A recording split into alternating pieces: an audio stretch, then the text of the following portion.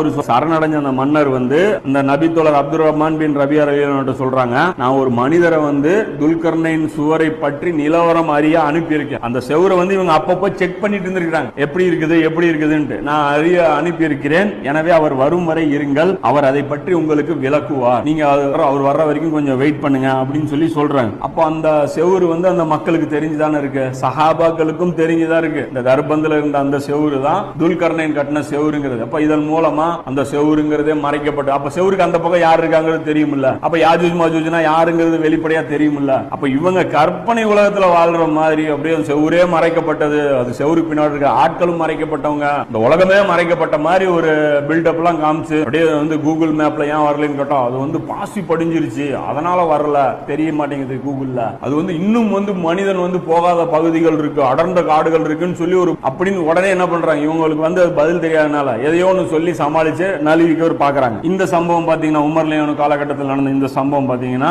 தப்சீர தவறியில பாத்தீங்கன்னா 3வது வால்யூம்ல 235வது பக்கத்துல இருந்து 239வது பக்கம் வரைக்கும் இது வந்து இருக்குது. அதே மாதிரி அல் விதாயா வன் நிஹாயால பாத்தீங்கன்னா 2வது வால்யூம்ல 111வது பேஜ்லயும் 7வது வால்யூம்ல 125வது பேஜ்லயும் இந்த சம்பவங்கள் வந்து குறிப்பிட்டு